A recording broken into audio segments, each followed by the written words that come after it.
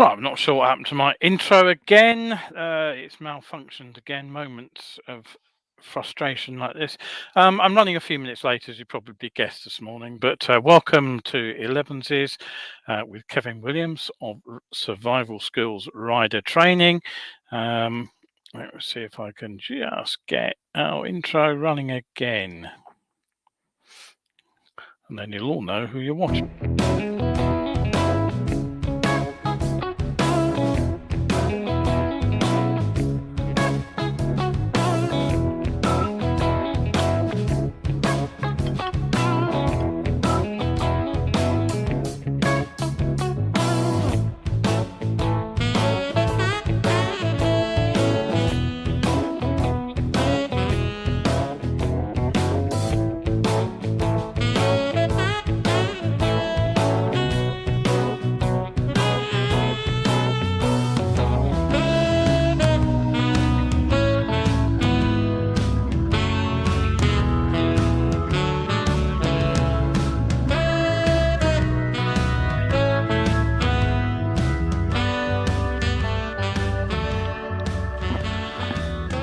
Right, good morning and welcome. Elevenses 192. It's 28th of November. It's Sunday. It's a bright and sunny and relatively calm morning outside here in London at the moment. A big change from yesterday and even last night when it was particularly windy and woke me up in the middle of the night. Good to see you all. Sorry we're running a few minutes late. So I've confused Sue, I know, who tuned into last week's show by accident. I hope she's found the right one. We have Tony and Nigel looking in. Hopefully Sue will be along in a minute. Don't forget, we are covering some topical news, some possibly controversial views, and some better biking thinking over the course of the next 30 odd minutes. If you have any comments, any questions, I'll try and get back to you during the show if I possibly can. If I can't, I will respond to you at the end of today's show. A fair amount again to cover today. We have a street racing event which led to the death of a motorcyclist, with 3 men being charged with causing death by dangerous driving. A 6-year-old rider has got a suspended sentence after a crash which killed his pillion, but a Scottish rider whose passenger also died has walked free from a court after the jury found the case unproven. Rather worryingly, councils are to be given increased powers to issue traffic fines. I suspect not many of us are in favour of that. But the Milan show has returned after a COVID cancellation last year, and amongst the bikes revealed are the new Benelli TRK 800 adventure bike and a Vmoto Stash, which claims up to 2,250 kilometres of range, and priced variously depending on which source you believe, at around 4,700 to maybe 5,000 euro. And we'll round off by looking at today's better biking tip. I've been talking about cognitive biases over the last few weeks, and we'll look at a couple that particularly affect motorcyclists: the optimism bias and the illusion of control. So stay tuned for that right at the end of the show.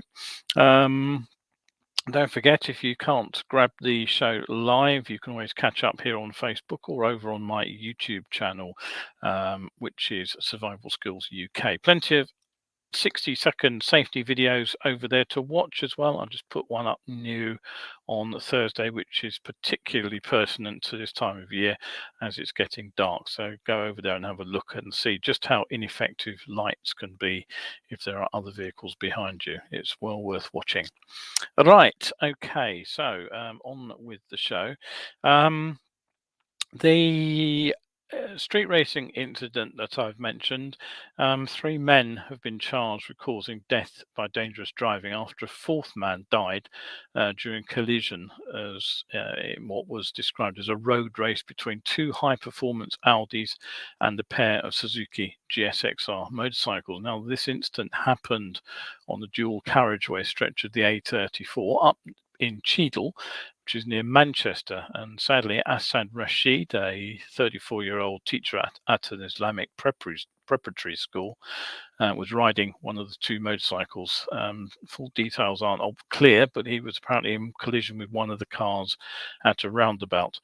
The race apparently happened on September the 15th last year, and Mr. Rashid ended up underneath one of the vehicles and he died at the scene.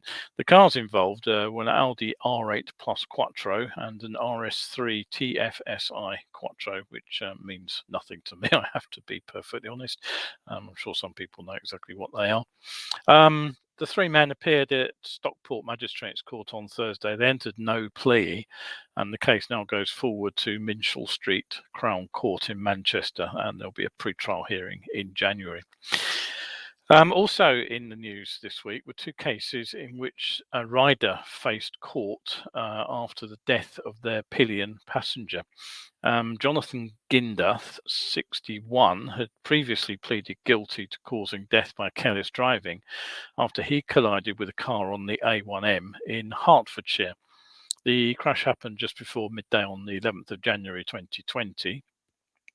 In the incident, the bike hit the central reservation and his passenger, Rhea Malone, aged 56, died unfortunately as a result of the crash. Now, Ginder didn't get off scot-free. He broke his left tibia and he had knee ligament damage, which left him immobilized for 6 months. Now, the prosecution said that Ginder failed to notice a black Mazda when crossing to the outside lane, and they said he didn't have enough time to do the necessary checks. Quite what that means is anybody's guess. But what I found rather surprising was the sentence. He was actually jailed for 10 months, suspended for 2 years. And as well as the suspended sentence, he was actually given a curfew for 4 months and a 12-month driving ban, which I find an absolutely astonishing sentence, frankly. The second case was in Scotland, where the laws are somewhat different. And in this incident, a woman called Bronte Hutchison was passenger on a Kawasaki motorcycle, and the rider crashed in Galashiels in the Scottish borders, and she died at the scene after sustaining a fatal head injury. And her rider, Brett Simpson, aged 30, was charged with causing her death by dangerous driving, and he was alleged to have reached excessive speeds on the A6091, which is the Galashiels to Melrose bypass. And this incident was on August the 5th, 2018. And he was alleged by the prosecution to have failed to slow down on the approach to a roundabout and had to brake sharply, which caused his rear wheel to lock and he lost control of the motorcycle. Our circumstances here are slightly different, in as much as he was collecting Bronte in the early hours of the morning after she had been on a night out, and the court heard that his passenger was under the influence of drugs and alcohol when the bike crashed. Simpson denied causing a death and told the defence counsel that there was nothing he could do when he felt the motorbike going over. He said he was an experienced motorcyclist and denied he was riding like a bat out of hell before the incident. So the High Court's jury actually acquitted him with a not proven verdict. But the thing I find is that both cases are actually a sobering reminder of the responsibility we undertake as soon as we have a passenger on the back of the bike. Right, don't forget you can set a reminder to catch this show. I've just done this, haven't I? Yeah, Wednesday and Sunday. Normally we go out at 11. Today we're 30 minutes late with the show. If you don't get them here on Facebook, you can get them on YouTube, and it's Survival Skills UK is the channel. Right, okay, so if you ride in London or Cardiff at the moment, you're probably very much aware of the closed circuit TV cameras which are monitoring traffic offences.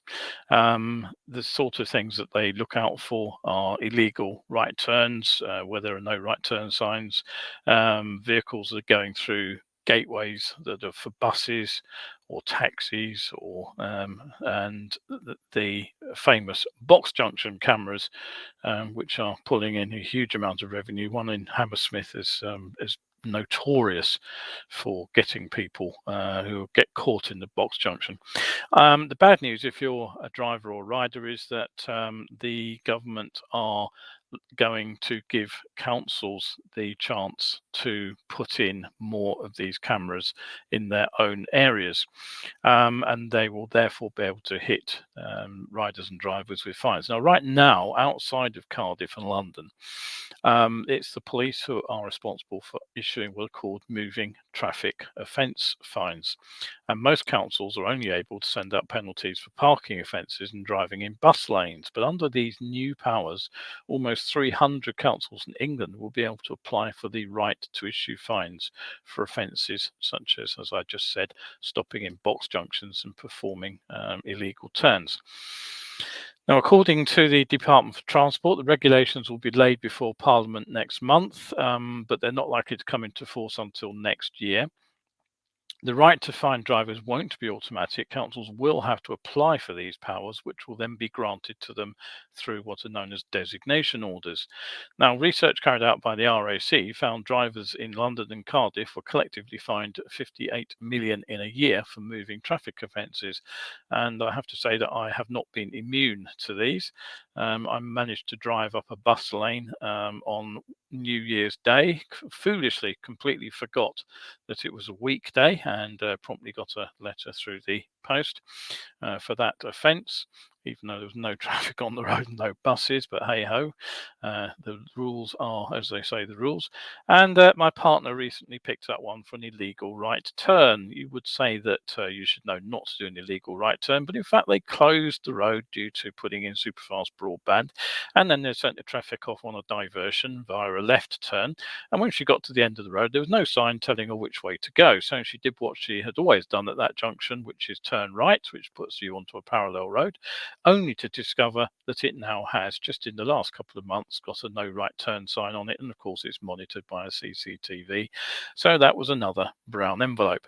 Not surprisingly, RAC spokesman Simon Williams said, "We're fearful that some authorities may be over enthusiastic in using their new powers for revenue raising reasons." Well, certainly some of the places that I have detected cameras monitoring offences like this, you do look at them and you do wonder whether or not there is actually any safety implication for the restriction. Certainly that right turn didn't appear to be any reason other than revenue gathering, probably to stop people using the road as a rat run. But when the main road's closed, it's difficult to find alternative routes, of course.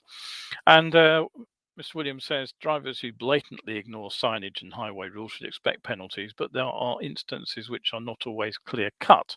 Well, yes, in fact, when I looked at the closed circuit footage from the camera, the sign was partly obscured. It was visible from probably, but it was partly obscured by a tree, and there was also a truck parked, which would have made it difficult to see the sign at the distance.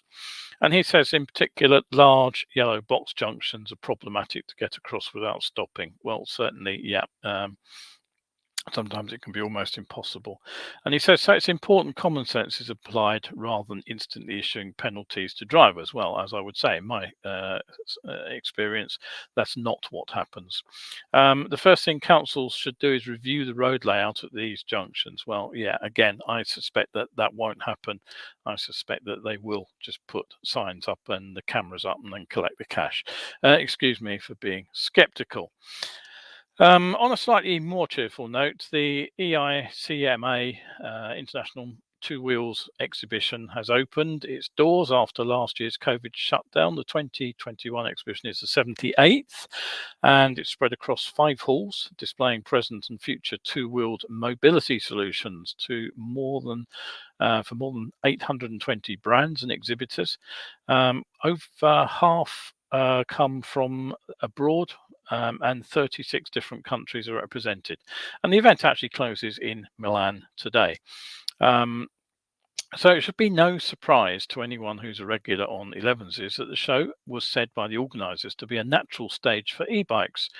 Now, whilst in absolute terms, electric motorcycle sales are still small numbers, as I've noted over the last couple of years, they have been on the up and up, and this year they have started to appear in the monthly sales roundup. And that's because they've been showing double-digit growth in markets right across Europe.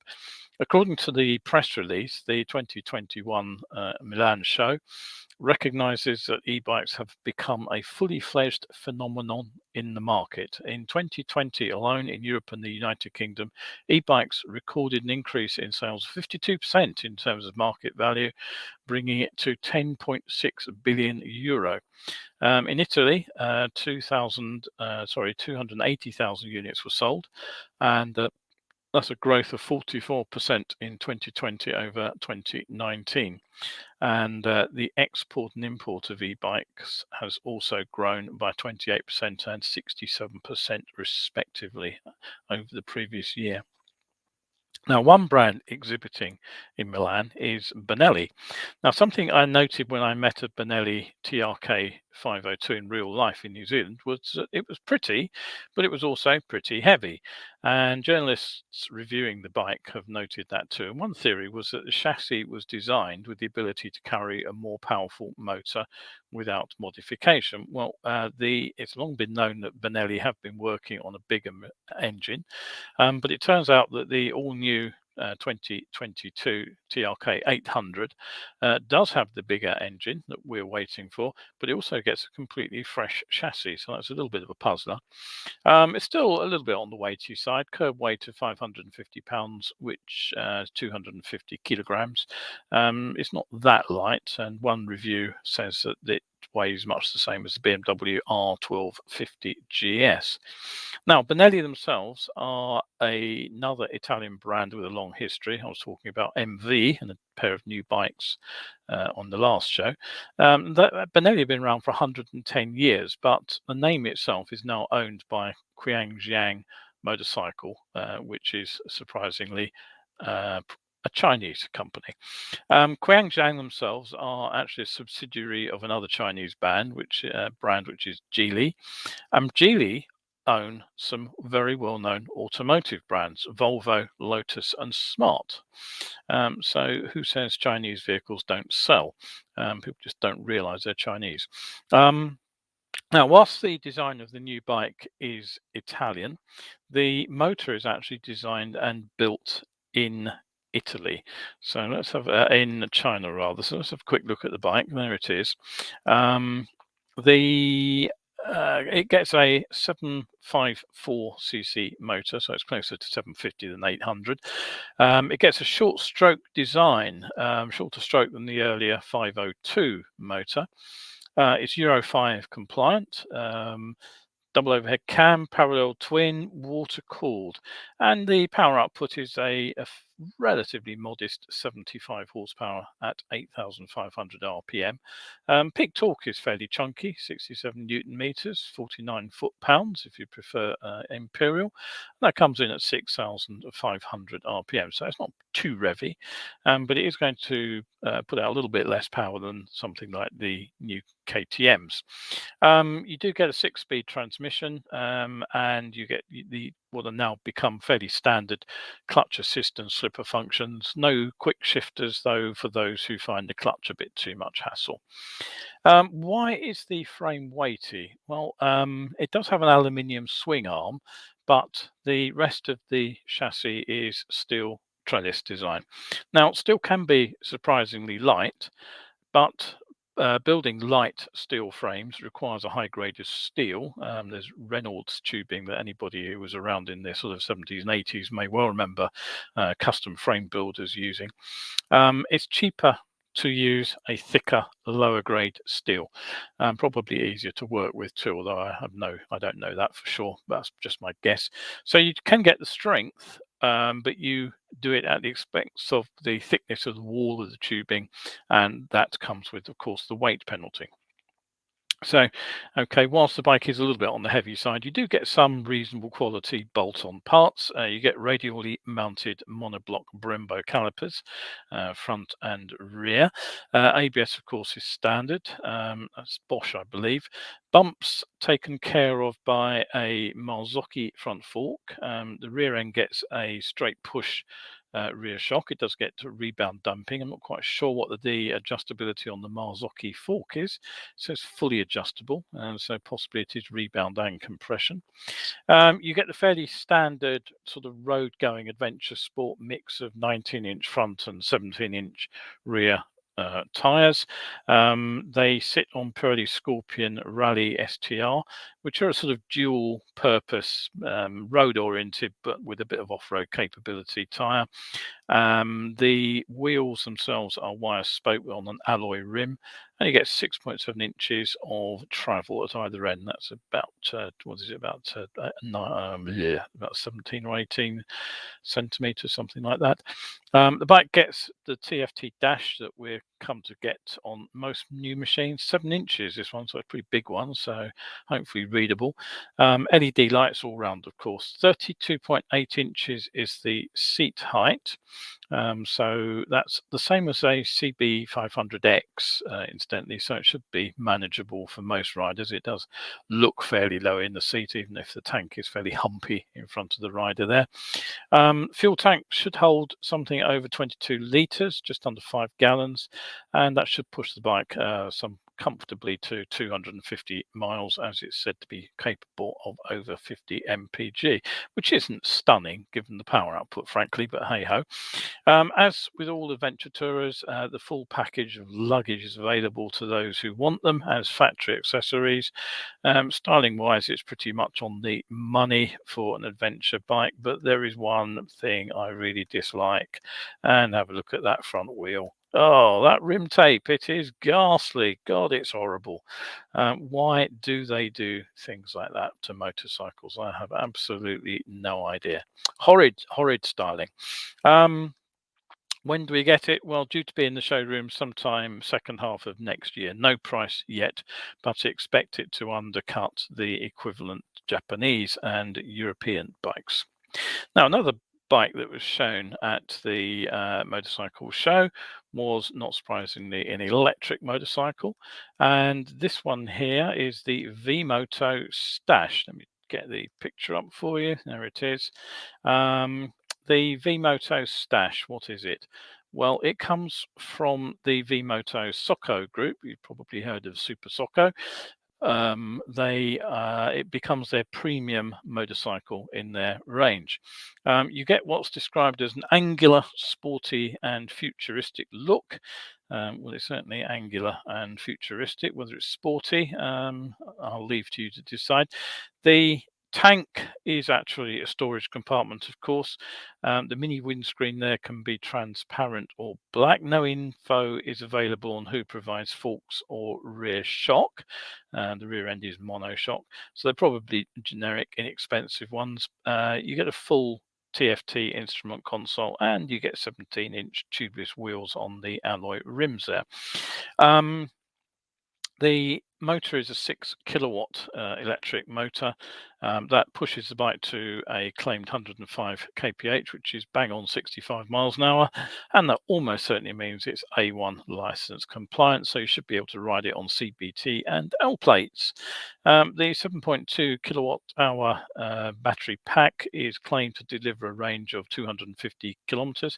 That's 155 miles per charge. That's sort of ballpark again. It's not dissimilar to the sort of range that a Zero would run on a similar sort of battery at similar kind of speeds. And just like the Zero, if you start to push the bike towards its top speed, expect that range to drop dramatically. It's most likely to be at fairly low urban riding speeds that you're going to get that kind of range out of it.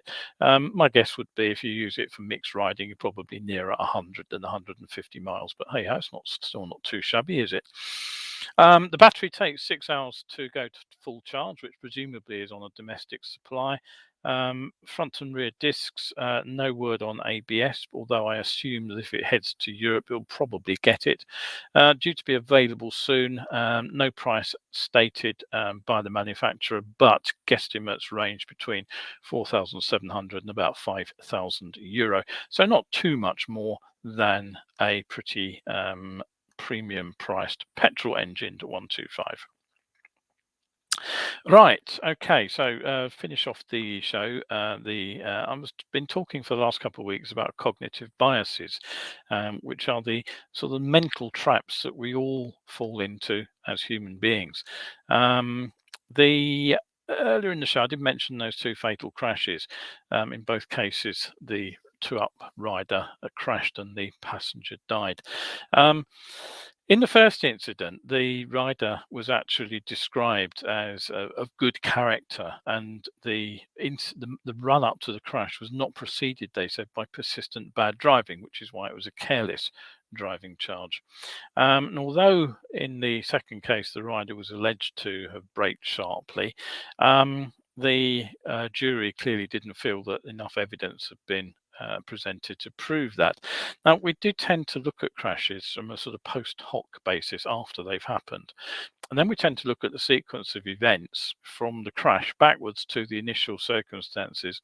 And that's where we can say that's where the error came. That's why the crash happened. Now, I do it myself when I run my video nasty post because it is a good way of finding out how errors actually happen.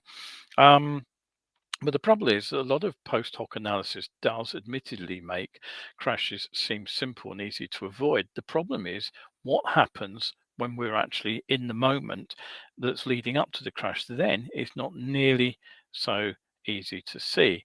Now, according to neuroscientist Tali Sharot, the human brain is actually hardwired to see a glass as half full rather than half empty. And the more positive and optimistic our thinking style, the more likely we are to actually overestimate the degree to which we are in control of our lives. Um, Positive people are more likely to believe that positive events will occur in their life, and they believe they're less likely to encounter problems than their peers, which uh, is known as the optimism bias. Now, here's the bad news: if we overestimate the the potential benefit for any activity versus the potential risk, then we tend to play down the likelihood that bad things will occur, but our optimism bias leads us to exaggerate the benefits. Um, and I keep coming back to it, but overtaking is the most obvious example. Obviously, if we are overtaking, we get past the vehicle ahead, and that is our benefit. We are able to make more progress if that's what we're looking to do. But the downside is that overtaking does go wrong. And when it goes wrong, it tends to go very, very badly wrong. So the problem we have is that if we suffer optimism bias in a big way, we can end up believing that we can justify potentially hazardous maneuvers just because they bring us a worthwhile gain. Now, if you have 20 minutes, there's an amusing, but what I would say is a worrisome talk by Professor Sharot on the pros and cons of looking on the bright side of life. I've just put the link up for you now. Now, why are we biased towards positivity? Well, one reason is another illusion. When we perform a task and it goes the way we want it to, we believe that we are in control of those events. But the danger is actually that we are mistaking random chance for skill. And this is certainly a problem with driving. Now, if you think about it statistically, from your point of view and from my point of view as individuals, serious motorcycle crashes are actually very rare events. But if we haven't yet had a serious crash, there's a significant risk that we end up that we are actually controlling the outcome of various maneuvers, when in fact, the reason nothing has gone wrong yet is simply the way the dice have rolled. They haven't ended up all throwing a six. So although we can learn a lot from past experience, it's known as experiential learning. Um, the problem is that experiential learning can also lead us to make false conclusions. The classic example would be nothing ever pulled out of that driveway before. When I was over in New Zealand in 2018, I met a guy called Simon, very nice bloke. And he admitted that he had driven past the end of a driveway hundreds of times before. It was a journey he'd done for several years on his way to and from work. And every time he went past the driveway, he also admitted that he had accelerated to a higher speed a little bit before he passed the end of restriction sign as he came out of the town. And he'd never really paid any attention to the driveway, which was just before the sign. So instead of passing the sign at 50k, he said he passed the sign at about 90k. And on one particular morning, of course, there was a truck pulling out of it. So he had a bad crash and he was living with the consequences. So the problem is we don't see that coming because we've gone past that driveway hundreds of times before and nothing has pulled out of it before. So we come to expect that to happen. Our brain is built in programmed to expect things to go as they did last time. And if nothing pulls out, why do we expect anything to pull out this time? We tend to forget that each and every driveway has the potential for a vehicle to be pulling out each and every time we pass it. So it impacts our assessment of failure too. When things do go wrong, we tend to brush aside the negative consequences and explain it away as bad luck or, sort of being in the wrong place at the wrong time. Um, Many of us are reluctant to actually examine when things go wrong and give them any sort of kind of reflective thinking.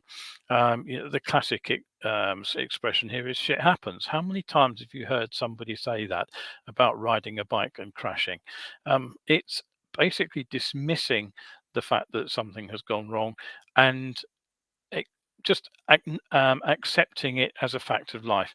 And so over optimistic riders don't see failure as a consequence of their actions, and they still feel that they can avoid negative events in the future. They tend to be less cautious, they take more risks.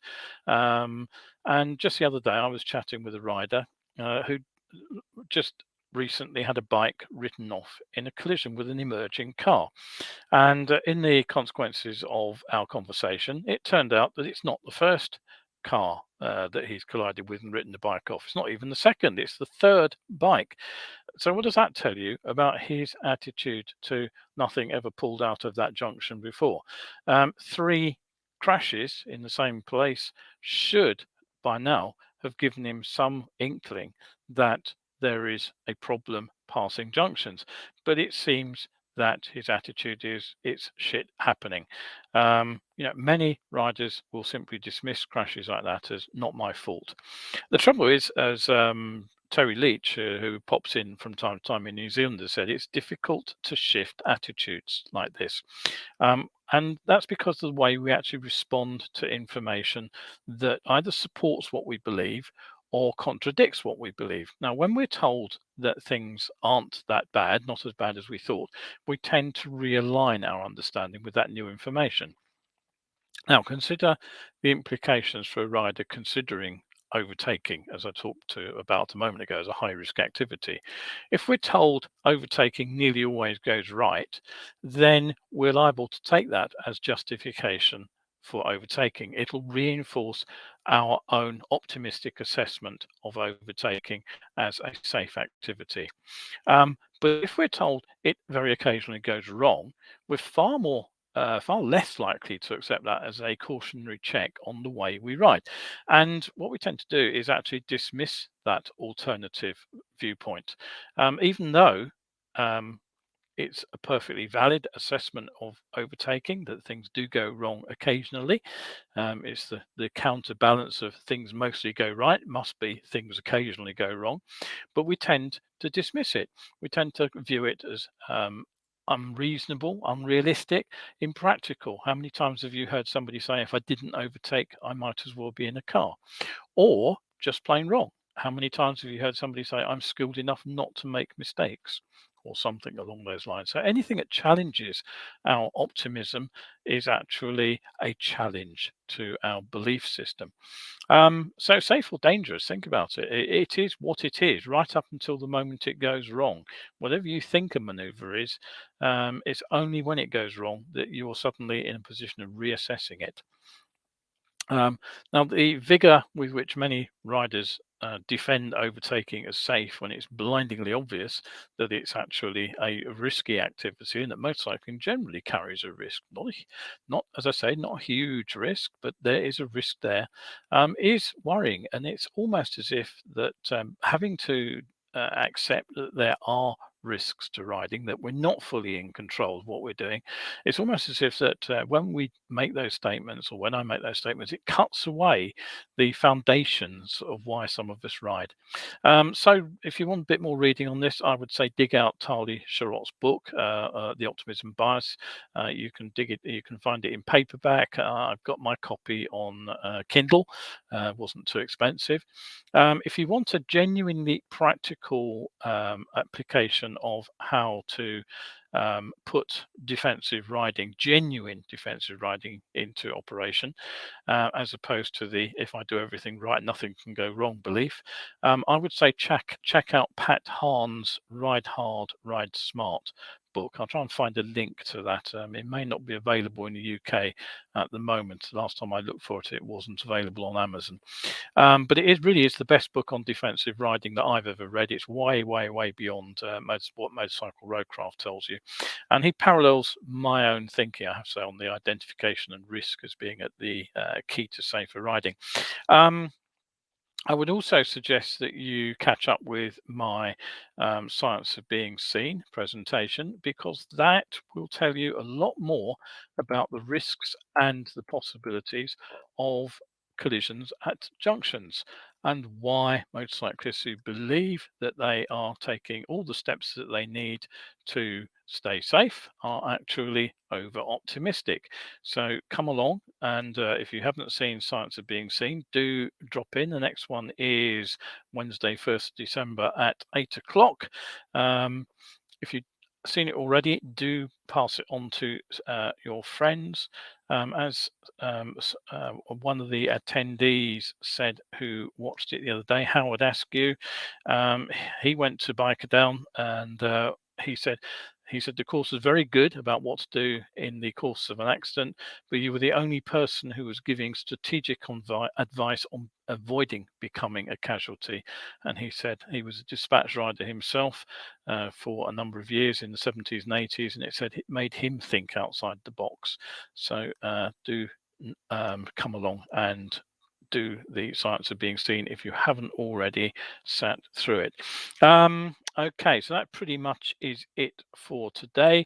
Last thing to say, don't forget that the Black Friday deal is still available today on my Tarmac Tactics books. If you want to get some practical problems solved with practical solutions, then Tarmac Tactics is the book for you. It takes you from mountain top to city centre and back again. Looks at problems from road layouts, the weather, other road users, plenty more. And it's normally $10.34 for the ebook version, but the Black Friday deal gives you the access to the ebook for a £5 instant download.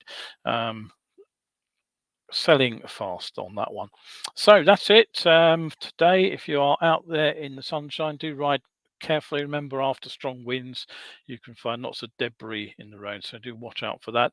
I'm still running courses, but I am cutting back on the routes that I'm using as of this weekend. I'll put a post up on Facebook about that in the next hour or three. Right, that's it for the day. Couple of comments which I meant to cover earlier. Yeah, Nigel says yellow box junctions in Bexley Heath. Bexley Heath are a menace. Yes, I agreed with that. Martin said he's very happy with his Suron Storm B. Yeah, I hope we can get to talk to Martin about his electric motorcycle there. He's in Mongolia, so it'll be very interesting to see how he's coping over there. Paul says he doesn't like the low slung mudguard come number plate, come rear indicator bracket. No, I tend to agree with you. I don't like them either, but unfortunately, the legal requirement to have a mudguard, and people want short seats on bikes these days. So yes, I don't like them either.